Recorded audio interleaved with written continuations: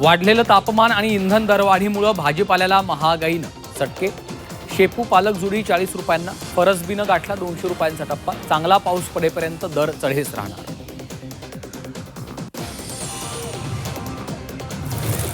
राज्यभरात मान्सूनपूर्व पावसाच्या सरी. मराठवाड्यासह मध्य महाराष्ट्रातल्या काही भागात वादळी वाऱ्यासह पावसाची हजेरी. तर पावसामुळे शेती पिकांचं मोठं नुकसान.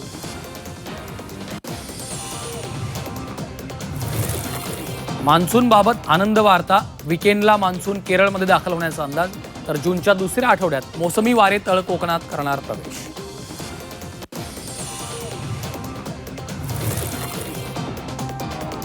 विदर्भातील उष्णतेची लाट कायम. विदर्भातल्या काही जिल्ह्यांसाठी उष्णतेचा रेड अलर्ट.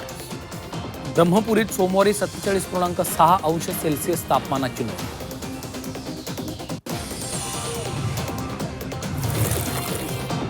संभाजीनगरात वादळी वाऱ्यासह जोरदार पाऊस. वादळी वाऱ्यामुळे घरावरचे पत्रे उडाले. पावसामुळे नागरिकांची तारांबळ. झाडांच्या फांद्या तुटून पडल्यानं अडथळा.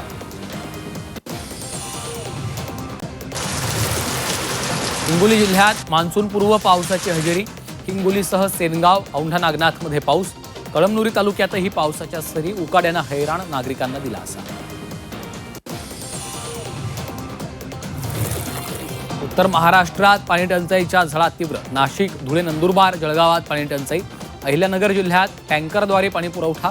नाशिक जिल्ह्याचा पाणी प्रश्न सर्वाधिक गंभीर.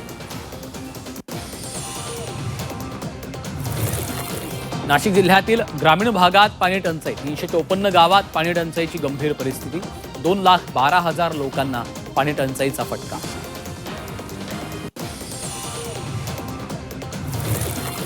शालेय साहित्य 20 ते 25% महागलं.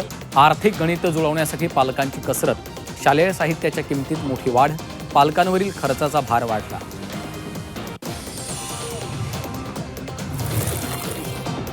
सरकारचा कांदा उत्पादकांना काहीसा दिलासा. नाफेडकडून कांदा खरेदी दरात 345 रुपयांची वाढ. नाफेड आता 1580 प्रति क्विंटल दराने घेणार कांदा.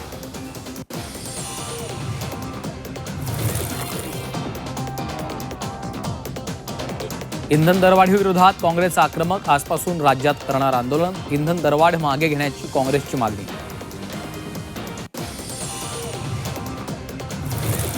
पश्चिम रेल्वेकडनं अतिक्रमणाविरोधात कारवाई. गोरेगाव मालाड हार्बर मार्गासाठी कारवाईत 26 पक्की बांधकामं जमीनदोस्त. लसीकरणाच्या दुसऱ्या डोसनंतर बाळाचा मृत्यू. बालक मृत्यू प्रकरणात लसीकरणाची पडताळणी. आरोग्य विभागाकडून लसीकरणाची पडताळणी. खबरदारी म्हणून संबंधित लसींचा वापर तात्पुरता बंद.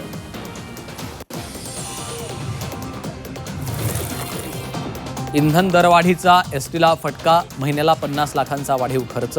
50 लाखांचा तोटा सहन करावा लागणार. एसटीच्या तिकिटाचे दर वाढवण्याची शक्यता.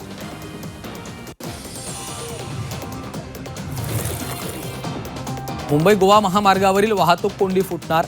संगमेश्वरच्या सोनी पुलाचं काम अंतिम टप्प्यात.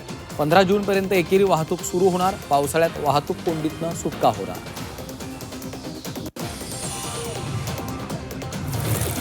सिंधुदुर्गातील समुद्री पर्यटन आजपासून बंद. आजपासून 31 ऑगस्टपर्यंत समुद्री पर्यटन. मान्सून काळात समुद्री पर्यटन बंदीचा आदेश. अनुचित घटना घडू नये यासाठी बंदीचा निर्णय.